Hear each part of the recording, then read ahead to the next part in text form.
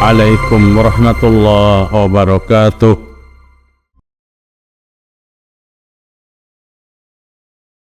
الحمد لله رب العالمين وبه نستعين على أمور الدنيا والدين. أشهد أن لا إله إلا الله وحده لا شريك له وأشهد أن محمدا عبده ورسوله لا نبي بعده. يا أيها الذين آمنوا اتقوا الله حق تقاته ولا تموتن إلا وأنتم مسلمون. يا أيها الناس اتقوا ربكم الذي خلقكم من نفس واحدة وخلق منها زوجها كثيرا ونساء إن الله كان عليكم رقيبا.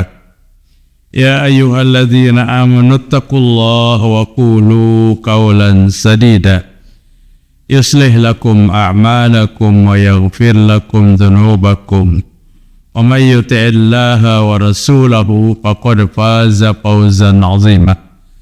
فإن أصدق الحديث كتاب الله وخير الهدى هدى محمد صلى الله عليه وسلم وشر الأمور محدثاتها وكل محدثات بدعة وكل بدعة ضلالة وكل ضلالة في النار.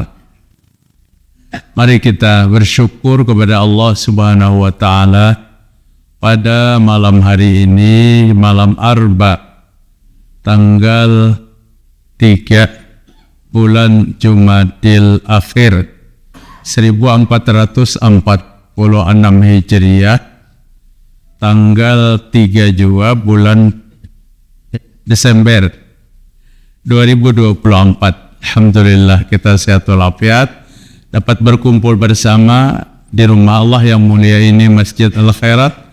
Sudah melaksanakan sholat maghrib, insyaallah kita akan melaksanakan sholat isya. Kita memohon, kita meminta kepada Allah, mudah-mudahan Allah berkenan menerima amal ibadah kita, dan mudah-mudahan Allah mengampuni dosa dan kesalahan kita. Ibadah itu diterima dengan dua macam. Pertama, ikhlas, dan kedua, ittiba. Perlu penjabaran yang panjang. Ikhlas itu apa? Ittiba itu apa? Kalau diterjemahkan, ikhlas itu beribadah semata-mata karena Allah Ta'ala. Kada ada sedikit pun mempersembahkan ibadah itu kepada selain Allah. Yang kedua, ittiba. Ittiba itu ibadah yang dilaksanakan mencontoh kepada ibadah yang dilakukan oleh Nabi Muhammad sallallahu alaihi wasallam. Sepakat para ulama, ibadah diterima karena dua macam. Apabila ada dua macam ini atau salah satu kada, maka ditolak ibadah kita.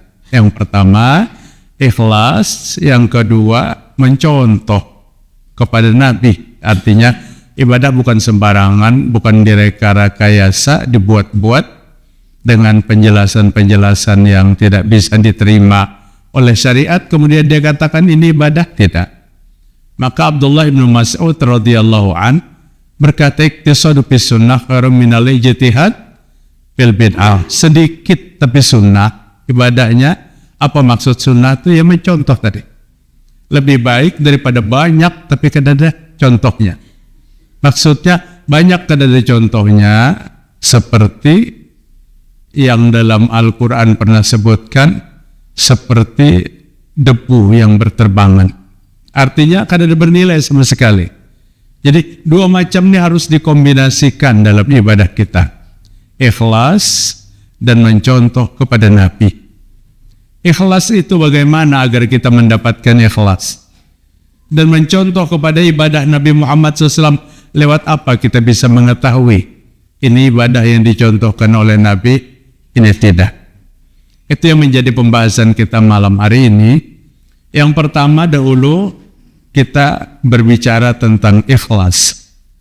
Allah Subhanahu wa Ta'ala berfirman di dalam surah Al-Kahfi ayat 110, "Faman kana yarju liqa'a rabbih falyamal amalan shalihan wala yusyrik bi'ibadati rabbi ahadah. Ayat ini di samping berita yang menggembirakan kita, ayat ini juga mencontohkan seorang pendapat ulama tafsir Al-Hafiz Ibnu Katsir rahimahullah ta'ala. Di sini kita bisa mengetahui ibadah kita diterima Allah atau tidak. Adapun berita yang menggembirakan kita, Allah menyatakan siapa yang ingin bertemu dengan Allah, dengan pertemuan nanti di surga maksudnya, maka Allah menuntut hanya dua macam. Falyamal amalan sholiha, beramallah dengan amal yang soleh. Kalau laki-laki amal soleh, kalau perempuan solihah. Karena perempuan ada dhamir.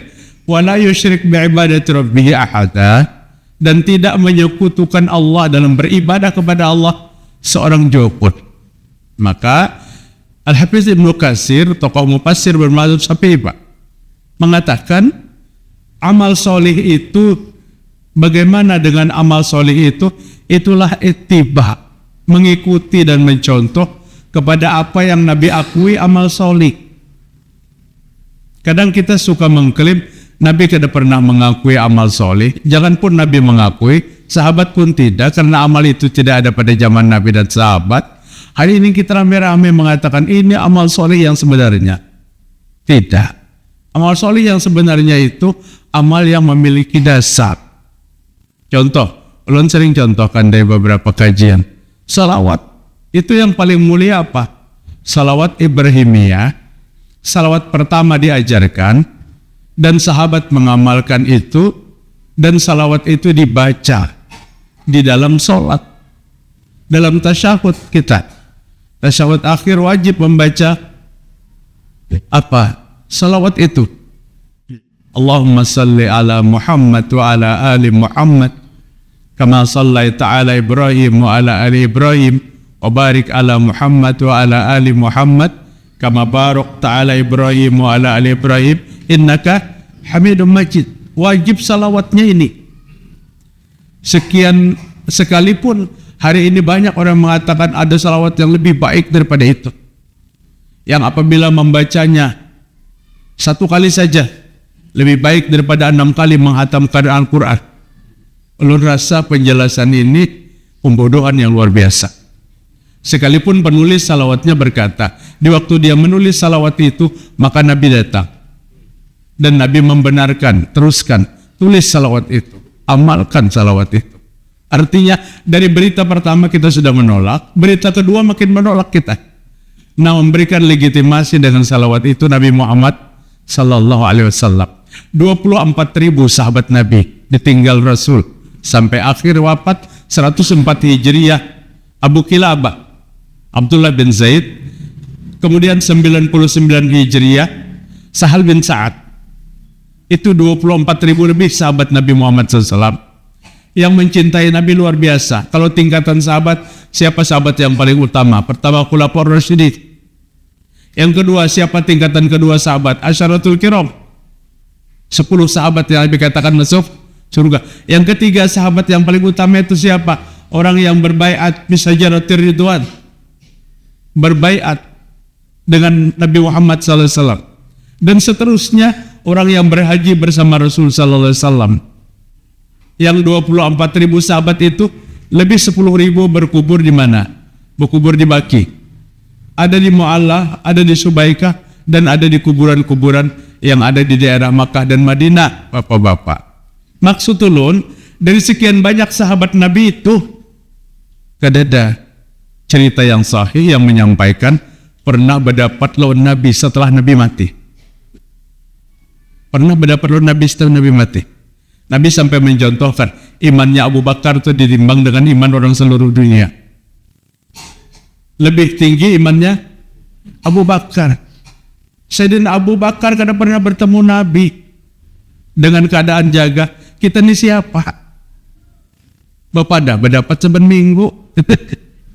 La ilaha illallah. Cuma uniknya nang percaya tuh ada, nang percaya tuh banyak. Nah, seperti salawat Tijaniyah yang ditulis oleh At-Tijani, pimpinan tarekat Tijaniyah. Waktunya menulis salawat itu Nabi datang dan Nabi memberikan motivasi, terus tulis itu, bagikan kepada orang lain. Kemudian Nabi berkata, ujar berita palsunya, Allah, makanya jadi Imam Syafi'i palsu itu pada akan jual palsunya. Ya, apabila membaca 1 kali, maka sama dengan menghatamkan Al-Quran 6 kali. Ini patangan basi Al-Quran itu ada dibaca orang lagi. Karena ada yang singkat. Ada yang singkat. Ini Allah maksud, tidak ada hak bagi kita. Dan suatu amal soleh itu hak amal yang diajarkan Nabi Muhammad SAW. Pian coba aja, baca syahud itu salawatnya dirubah. Jangan salawat Ibrahimiyah. Sah tidak salat kita, nyata kita kadang-kadang sah. Apa salawat yang paling populer? Asyhadu an la ilaha illallah wa asyhadu anna Muhammadar Rasulullah. Salatullah salamullah ala Tuhan. Sah tidak? Tidak sah. Tidak sah. Berarti salawat yang paling mulia yang diajarkan Nabi Muhammad SAW. Nah kemudian, Bapak-bapak hadirin rahimakumullah, bismillah. Wala yusyrik bi ibadati rabbi ahada. Di sini ikhlasnya. Dalam beribadah jangan sedikit pun menyekutukan kepada Allah Ta'ala. Jadi ibadah yang dipersembahkan kepada Allah 100%, ini adalah ibadah yang benar. Ini adalah ibadah yang ikhlas. Ini ibadah yang ikhlas. Ikhlas itu karena kau dikumandangkan. Ikhlas itu karena kau dipamerkan. Al-Imam As-Susi rahimahullah berkata, orang yang ikhlas bukan orang yang memamerkan bahwa aku paling ikhlas. Pada saat ada orang yang berkata, kalian ikhlas, aku sudah ikhlas luar biasa. Faman istaja minhumul ikhlas wal ikhlas. Maka dia perlu mengolah keikhlasan lagi, karena dia betul-betul belum ikhlas. Artinya, keikhlasan itu kada kau dipamerkan. Pada kesempatan kajian malam hari ini, ada 8 macam kiat supaya kita jadi ikhlas. Bagusnya untuk kita ketahui. Bagaimana agar kita ikhlas dalam beribadah? Ada 8 macam. Yang pertama, muhasabah. Mengakui kekurangan diri kita. Yang pada saat ini bebuihan muntung kita membicarakan kekurangan orang lain. Nih, orang-orang yang seperti ini tidak mendapatkan keikhlasan dalam ibadah. Tidak mendapatkan keikhlasan dalam ibadah. Ketika kita mengakui banyaknya kekurangan diri kita, maka Allah memberikan kemuliaan kepada orang yang muhasabah itu. Bapak pernah kada kita membaca doa Nabi Adam yang Allah abadikan dalam Al-Quran? Pada saat Allah menghukumnya bersama istrinya diusir dari surga. Karena Nabi Adam melakukan satu kesalahan besar. Fala taqraba hadhihi syajarah fatakuna minaz zalimin. Ya. Fatakuna minaz zalimin. Adam, jangan dekati ini pohon uldi, jangan dekati. Mendekati aja dilarang. Kalau kau dekati, engkau menjadi orang yang zalim. Tapi Nabi Adam dan istri datang bukan mendekati, tapi memanjatnya dan mengambil buahnya, kemudian memakannya. Memakan buah itu. Kenapa? Karena tipu dari setan.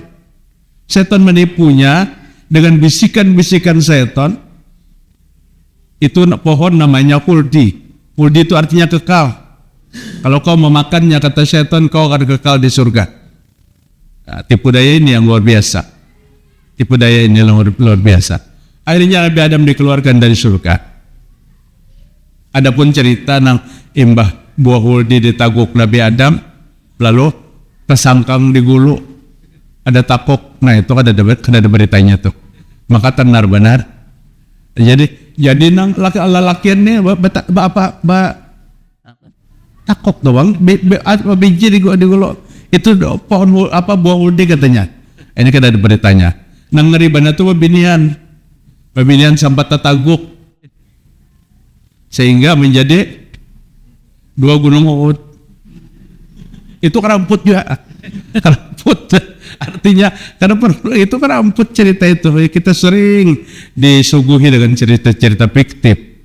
Nabi Adam diusir dari surga bersama istrinya, betul, karena melakukan pelanggaran. Coba lihat taubatnya Nabi Adam. Maka keikhlasan didapat karena ini. Rabbana zalamna anfusana wa illam taghfir lana wa tarhamna lanakunanna minal khasirin. Dengan taubat ini maka dosa Nabi Adam diampuni dan dipulihkan kembali kehidupan Nabi Adam. Bukan lagi orang yang termasuk orang yang berdosa. Tapi di sebelah sana ada iblis yang mengganggunya. Kadang mau mengaku berdosa, kadang mau bertobat. Wa kana minal kafirin. Dan iblis itu jadi orang yang kafir. Nabi Adam alaihissalam melakukan satu muhasabah. Rabbana, Tuhan kami, ya Allah, zalamna anfusana, diri kami yang berbuat zalim. Wa illam taghfir lana wa tarhamna, jika engkau kada mengampuni dosa kami, jika sampean kada memberi rahmat kepada kami, lanakunanna minal khasirin, ulun rugi ya Allah, ulun menjadi orang yang rugi. Penyesalan Nabi Adam, pengakuan Nabi Adam atas kesalahan yang dilakukannya menjadikan Adam diangkat derajatnya kembali oleh Allah Subhanahu wa taala. Peristiwa Nabi Adam ke dunia penuh diliputi oleh cerita-cerita fiktif. Cerita fiktif yang beredar bahkan sampai ke majelis-majelis taklim. Yang mendengarkannya kadang-kadang tahu kisahnya, asik benar kisahnya, yaitu Nabi Adam katanya diturunkan di India, Hawa diturunkan di Jeddah. Itu tidak ada sepakat para ulama, bujur atau kada. Akhirnya kedua suami istri ini saking merindukannya mencari masing-masing. Nabi Adam mencari bini, bini mencari laki. Akhirnya bertemulah dua insan ini di daerah Padang Arafah. Makanya Arafah itu dikenal Arafah, perkenalan, pertemuan kembali. Dan tepatnya di atas Jabal Rahmah. Bertemu Nabi Adam dan Hawa di atas Jabal Rahmah. Mitos yang berkembang di situ. Maaf, menang pinalambat dapat jodoh. Berdoa di atas Jabal Rahmah. Jamaah umroh nang di bawah hanya turun di Jeddah sudah ditakun-takunnya di mana Jabal Rahmah Ustaz. Kadang jangan umroh kan dak takun Jabal Rahmah berdahulu. Yo Jabal Rahmah tu karena di Makkah Bu. Kenapa biar nak gunakan Jabal Rahmah berdahulu? Saya siap sudah jangan lawan sepeda na. Ditulis di batu-batu. Imbah musim habis selesai haji disapu oleh kebersihan Arab Saudi. Datang pulang, batulis pulang. Ini mitos yang berkembang tentang Jabal Rahmah. Tentang Jabal Rahmah. Ulun sarankan lumayan Pak, tinggi Jabal Rahmah itu. Jadi menang pina tua-tua, kada usah naikin. Tapi ada yang mengarasi sampai ke atas. Ujiannya, Ustaz, di Tugu tuh ada tikar purun. Di mana orang menjual bola 30 ton di Makkah, rupanya membawa mulai di Banjar kira-kira ada 30 di atas Tugu Jabal Rahmah di atas sana. Nah, itu mitos-mitos yang berkembang. Kita kembali kepada Nabi Adam tadi, kesadarannya Nabi Adam, penyesalan atas dosa yang dia lakukan menjadikan dia terangkat. Kayak apa proses pertemuan? Kada dari riwayat yang menjelaskan kepada kita. Jangan kita raba-raba riwayat itu. Ini macam-macam ceritanya. Akhirnya bertemu di Padang Arafah, persis di Jabal Rahmah. Karena kalau dikisahkan memang kisahnya banyak palsu luar biasa. Nah, Bapak-bapak hadirin rahimakumullah, mengakui kekurangan, muhasabah itu membawa kita kepada keikhlasan. Membawa kita kepada ikhlas dalam ibadah kita. Nah, yang kedua, apa supaya kita bisa ikhlas dalam ibadah kita? Menyembunyikan amal ibadah. Beribadah lebih suka tidak dipamerkan, sekalipun orang tahu kada jadi masalah. Bapak ada pun orang lain kada apa-apa juga, apalagi tentang sedekah. Sedekah itu boleh secara sir dan boleh secara terbuka. Jadi kada ada masalah. Namun dari sekian banyak hadis yang sampai kepada kita berbicara tentang ibadah itu lebih mulia kalau disembunyikan. Kalau disembunyikan, termasuk dosa dan kesalahan pun, kalau kita terjebak kepada satu kesalahan, baik itu sadar atau tidak sadar, maka cepat kesalahan itu sembunyikan di hadapan manusia, tapi laporkan di hadapan Allah. Kalau perlu di hadapan Allah mengadukan, kita minta ampun, sebutkan semua kesalahan kita. Jangan ada yang kita tutup-tutupi. Kita tutup-tutupi, Allah makin tahu, Allah juga tahu. Tapi dengan sesama manusia jangan pernah ditutup, jangan pernah terbuka. Jangan pernah terbuka keaiban kita masa lalu, siapapun kita, atau dengan istri kita, atau dengan suami ibu. Kada perlu lagi bercerita. Jika ada istri suami yang suka mengorek-ngorek masa lalu pasangannya, tolong sadarkan. Pada saat aku bertaubat dan Allah mengampuni, kemudian kamu bongkar kembali kesalahan itu. Tapi ini kan kadang-kadang karena tidak terbendungnya perasaan emosi, amun suami istri itu cemburunya cemburu buta. Akhirnya mengorek-ngorek masa lalu. Ada seorang ulama salafus saleh berkata tentang seseorang yang ingin menikah. Seorang perempuan ingin dinikahi oleh seorang laki-laki. Pada saat dia melamar, kemudian sepakat keduanya. Setelah sepakat keduanya, si calon laki ini mulai bertanya, "Kamu adalah berkenalan non laki-laki sebelumku?" Maka kata ulama tersebut, jika bertanya tentang itu saja, maka tinggalkan dia. Itu tidak bagus untuk diambil pasangan. Tidak akan ada kedamaian dalam rumah tangga. Siang malam digunakannya untuk membongkar-bongkar kesalahan pasangannya masing-masing. Toh jika dia pernah melakukan perzinahan suaminya sebelum kawin dengan itu, kemudian dia minta ampun bertaubat, Allah sudah buka pintu taubat, kenapa? Nang bini mengorek-ngorek. Sebaliknya nang laki kayak itu juga. Nang laki, apabila sudah sama-sama pasangan dan sama senang masing-masing bertaubat, yuk tatap ke depan, jangan menengok masa lalu. Karena tidak ada manusia yang tidak memiliki masa lalu. Semua kita memiliki masa lalu, bahkan masa lalu yang kelam, dan itu tidak perlu diutak-atik. Maka kata Imam Nawawi rahimahullah, jika seorang menzolimi orang lain, satu hari dia ingin meminta ampun atas kezoliman itu,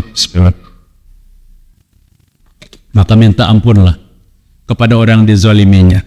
Apa dengan ucapan, ampun maaflah ulun minta ampun, kesalahan ulun banyak manalun pian. Ujar nang saikong ku ampuni. Sudah selesai tuh. Jangan dibuka lagi. Cuma nang minta ampunnya bebelik pulang. Lah ampunilah. Lalu nang dipintai ampunnya curiga. Sudah orang, ayo kita sama-sama maampunilah dunia akhirat, selesai. Sudah tinggalkan pendir lain aja lagi. Nah, cuma karena bulang-bulik mau aja kalau pian maampuni kesalahan ulun kan apa nalon nikam lawan pian. Ini membuat nang ditakuninnya curiga. Kesalahan apa garang pian ulun. Nah ini mulai berkembang tak. Tadinya tak ditutup-tutupi, ini terbongkar. Artinya membahasa Banjar itu jangan muyak. Mbak sudah sebuting diampuni orang itu sudah tutup, kada usah lagi. Aman sudah terjadi kayak itu, paksa membongkar kesalahan apa gerang pian lan ulun. Anu bahari aku lon binikam, oh jangan laki hadang mambil parang gayang dulu kok. Artinya kada jadi ampun maaf, kada jadi karena membongkar kesalahan masa lalu. Nah, menyembunyikan amal ibadah disembunyikan. Bapak-bapak hadir rahimakumullah. Ada sebuah cerita di zaman Nabi Musa alaihissalam. Nabi Musa itu terkenal hamba Allah yang bisa berdialog dengan Allah Ta'ala. Nabi Musa itu bisa berdialog dengan Allah. Allah menyebutkan dalam Al-Quran, wa kallamallahu Musa taklima. Dan Musa berdialog dengan Allah dengan perkataan yang sempurna. Dengan perkataan yang sempurna. Tapi Nabi Musa kada cukup.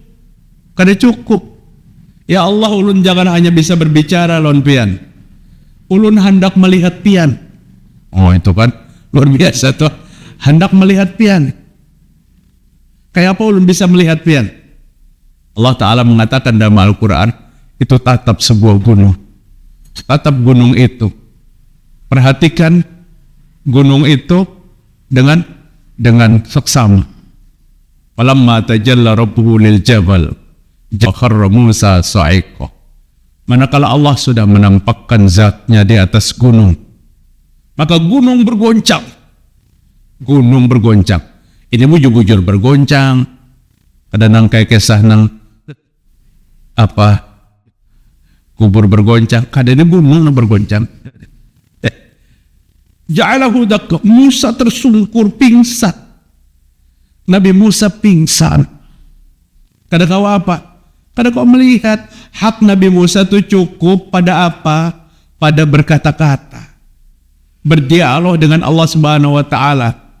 Hak untuk menatap wajah Allah kaina di surga.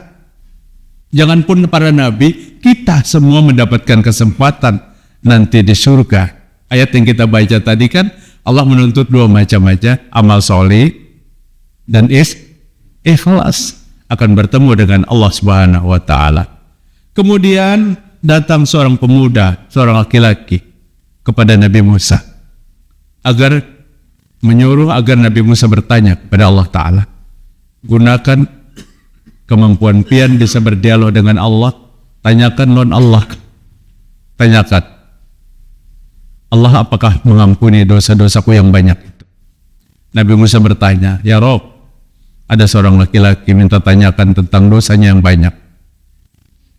Apakah engkau siap mengampuni?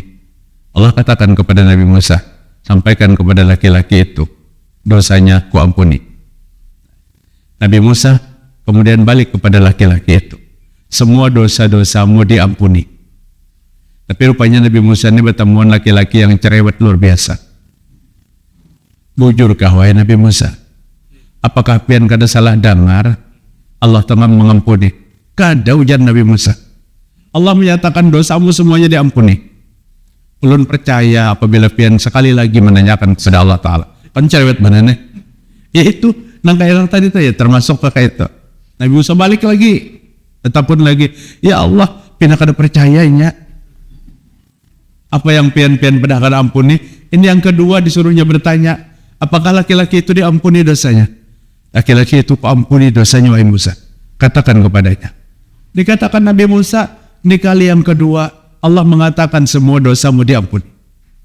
Dia meragukan lagi. Bujurkah wahai Nabi Musa? Ujar Nabi Musa, kenapa gerang pian? Kisahnya membahas kita telah 2 kali sudah dipadahkan kada percaya. Lalu mulai menceritakan besarnya kesalahannya. Aku pernah ini, tidak ada hari tanpa maksiat, tidak hari tanpa berzina, tidak hari tanpa mabuk. Tiap hari aku lakukan kemaksiatan yang banyak. Maka aku meragukan kalau Allah itu mengampuni. Padahal Allah sudah siap mengampuni. Sudah siap diampuni oleh Allah Subhanahu wa taala.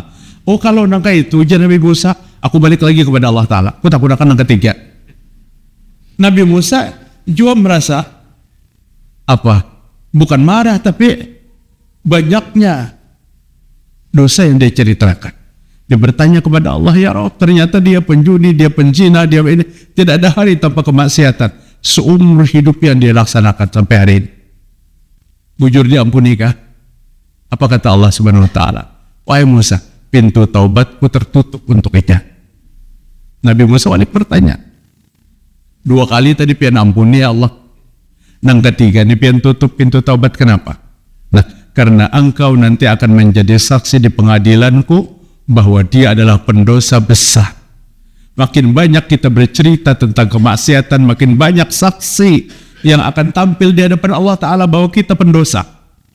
Kalau untuk mikir akan nang di televisi itu, nang bahimat bercerita keburukan-keburukan diri sendiri, pernah ini, pernah itu. 1 juta orang yang melihat, berarti 1 juta orang akan bersaksi di hadapan Allah Ta'ala. Mbah itu apa? Kesalahan dosa cukup kita dengan Allah. Cukup kita dengan Allah. Kehidupan yang ingin harmonis, jangan mengorek-ngorek kesalahan pasangannya dan keluarganya. Dengan amal ibadah, nangka itu juga. Dengan amal ibadah, keikhlasan akan didapatkan pada saat dia melakukan amal ibadah dengan penuh ketulusan dan tidak diceritakan. hadis dari Abu Hurairah radhiyallahu anhu yang diriwayatkan Imam Bukhari. Nabi kita Muhammad SAW menjelaskan 7 golongan manusia yang pada hari kiamat itu kada kepanasan sama sekali, mendapat kenaungan sejuk di tengah matahari, di atas kepala masing-masing, di tengah orang berenang dalam keringatnya masing-masing. Ada yang keringatnya selutut, ada yang keringatnya sepinggang, ada yang keringatnya sedada, ada yang tenggelam dalam keringatnya, saking dekatnya matahari. Tapi 6 golongan, 7 golongan ini kata Nabi SAW, bujur-bujur kada kepanasan. Yuzilluhumullahu fi zilli, kalimatnya lihat bagus sekali. Yuzilluhumullahu fi zilli yawma la zillan illa zilluh.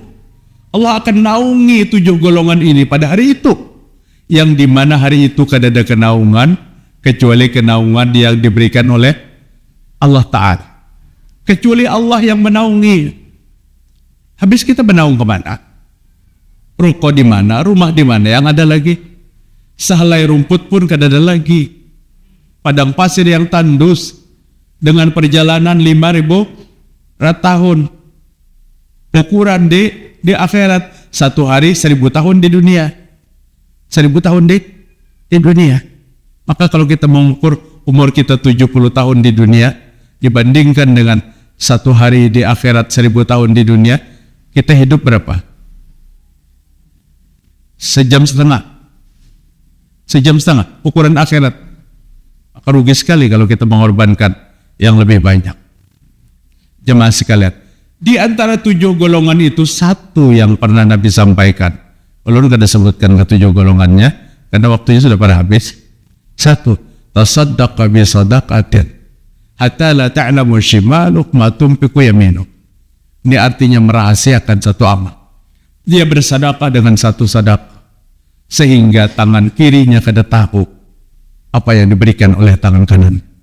Begitu juga dengan amal ibadah. Dengan amal ibadah orang yang dilakukan, karena perlu kita menceritakan kepada orang lain. Amal yang disembunyikan ini amal yang paling dicintai oleh Allah Subhanahu wa Ta'ala. Namun juga Allah mengatakan dalam Al-Quran, sedekah itu diterima Allah sirron wa alaniyatan, baik sembunyi-sembunyi dan terbuka. Terbuka boleh, sembunyi-sembunyi boleh. Sampai Nabi mengumumkan tangan kiri pun kada tahu apa yang diberikan oleh tangan kanannya. Saking ikhlasnya dalam melaksanakan amal ibadah, dan semua amal ibadah. Makanya dikatakan amal ibadah yang paling tinggi keikhlasannya itu apa? Puasa Ramadan. Kalau kada denang berkisah lawan orang lain, kita puasa kada denang tahunya. Paling kawan duduk mencium bau mulut, karena orang yang berpuasa berbau. Itu aja. Kalau jangan ada berkisah, maka ibadah yang paling dekat dengan keikhlasan itu puasa. Sedekah, ada yang menyerahkan, ada yang menerima. Ada yang menyerahkan, ada yang menerima. Karena ini perlu dipertanggungjawabkan penyerahan, sudah dipoto lagi. Foto akan padahal diserahkan tuh pada 5 literannya, foto segala. Itu artinya apa?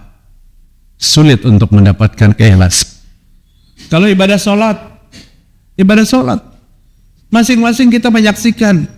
Ada yang tahu kan? Ada yang tahu. Ibadah haji, yang berangkat berdua, yang melakakan 3 bis, kayak apa namanya nyembunyikan? Imbah bulik, ada orang ngirimnya undangan, kada buat hajinya, sangat pulang sidit. Ada tahu kah? Aku naik haji, jadi sudah kenapa jangan dibuat haji? Kada turun, itu aja salahnya, kada dibuat haji. La ilaha illallah. Kita disuruh menyembunyikan amal kita. Innal ladzina taqaw idza massahum ta'ifum minasyaiton tadzakkaru fa izahum mubsirun. Al-A'raf 201. Sungguhnya orang yang bertakwa apabila mereka ditimpa oleh was-was daripada syaitan. Ibadah kita diwaswasi setan. Setan itu kada tanggung-tanggung waswasi dari udu, Pak. Dari udu waswas. bujur kada, sehingga membasuh mukanya berpuluh-puluh kali. Rasa kada sah sekali. Habis tapi nih hamburan banyu aja. Tangan dan seterusnya. Itu waswas. Innalala minasyaiton. Waswas itu dari syaiton. Waswas dari syaiton. Syaiton mau waswasi. Tuntung baudu pulang. Tuntung baudu. Rasa takantut. Rasa takantut itu kan menceknya dua macam aja. Bunyinya dan baunya. Apabila keduanya itu kada apa-apa. Tapi kalau dalam fikih itu disebutkan ada bujur-bujur keluar angin, maaflah, bagian yang pantatnya ganal. Apabila ulun sahabat kan ini hukum, apabila ini pindah ganal, waktu betungking itu angin dari luar masuk, takantip oleh pipi buritnya. Pas babaya duduk nang angin nang takantip itu keluar. Rasa takantut tadi, padahal kan dari dalam. Tapi syaitan suka mengganggu was-was manusia. Apabila dia ganggu ta'ifum minasyaiton, was-was daripada syaitan, maka orang yang beriman itu tazakkaru fa idzahum mubsirun. Mereka langsung ingat kepada Allah, maka ketika itu juga mereka melihat segala kesalahan dirinya. Bermuhasabah. Kemudian dalam sebuah hadis yang diriwayatkan Imam Ahmad, "Idza ra'aita Allah Ta'ala yu'til 'abda minad dunya ma yuhibbu wa muqimun ala ma'asihi fa innama dzalika minhul istidraj." Manusia terkecoh nih. Karena tidak muhasabah, terkecoh dengan istidraj, dikira karomat. Apabila kamu melihat Allah telah memberikan kepada hambanya di dunia, hambanya dari dunia yang diinginkannya, padahal dia berada dalam kemaksiatan. Gawian itu maksiat aja seumuran. Diberikan Allah Subhanahu wa taala apa yang diinginkannya. Maka fa inna madzalika min istidraj, kata Nabi Muhammad SAW. Ketahuilah itu bukan karena kasih sayang Allah, tapi Allah mengistidraj. Istidraj itu apa? Jebakan berupa nikmat yang disegerakan. Seyogianya nikmat itu didapatnya di akhirat jika dia taat, tapi kadang didapat di akhirat. Nikmat disegerakan. Kemudian dia berkata, Allah telah memberikan kemuliaan kepadaku dan seterusnya dan seterusnya. Padahal itu istidraj. Ini pentingnya kontrol diri kita, muhasabah kita terhadap kesalahan kita, sehingga Umar bin Khattab radhiyallahu an berkata, hasibu anfusakum qabla an tuhasab. Perhitungkanlah dirimu sebelum diperhitungkan. Kemudian keikhlasan itu didapat dengan mengutamakan Allah daripada manusia, termasuk dirinya sendiri. Dia mengutamakan dengan Allah daripada sesama manusia. Artinya Allah lebih utama. Nabi Muhammad SAW pernah menjelaskan kepada para sahabat tentang Nabi Ibrahim. Allah katakan dalam Al-Quran, Ibrahimu Khalilullah. Apa artinya Khalil itu? Kekasih Allah Ta'ala. Nabi Ibrahim itu orang yang dikasihi oleh Allah Ta'ala. Maka pada saat ditanya li ayyi syai'in ittakhazaqallahu khalila, dengan apa wahai Nabi Ibrahim sehingga engkau mendapatkan gelar Khalil, kekasih Allah Ta'ala? Maka apa kata Nabi Ibrahim? Yang pertama, mengutamakan perintah Allah Subhanahu wa Ta'ala di atas daripada segala perintah-perintah yang lain. Ikhtartu amrullahi ala amri ghairi. Mengutamakan dengan Allah daripada yang lain. Dan ini yang bisa membawa manusia kepada keikhlasan. Yang berikutnya, kita tidak terlalu perlu pada popularitas, kada mengejar ketenaran dalam ibadah. Banyak yang beribadah itu hanya mengejar apa? Ketenaran. Dengan ketenaran dia ibadah, maka dimanfaatkannya untuk keperluan-keperluan dunia, tidak akan mendapatkan keikhlasan. Ibadah karena Allah semata, balasannya kita serahkan kepada Allah Ta'ala. Kalau Allah menjanjikan, "Wa may yattaqillah yaj'al lahu makhraja," itu janji Allah Subhanahu wa Ta'ala. Siapa yang bertakwa kepada Allah, maka Allah mencarikan jalan keluar daripada segala kesempitan hidup. Ini dipraktekkan takwanya, bukan sekedar dibaca ayatnya. Mungkin itu aja dulu Bapak-bapak, apa yang dapat ulun sampaikan tentang kiat-kiat untuk mendapatkan keikhlasan dalam kehidupan ini. Dan ikhlas adalah sesuatu yang sangat penting bagi kita, sehingga dengan ikhlas amal ibadah kita diterima oleh Allah Subhanahu wa Ta'ala. Subhanakallahumma wa bihamdik, asyhadu an la ilaha illa anta, astaghfiruka wa atubu ilaik. Wassalamualaikum warahmatullahi wabarakatuh.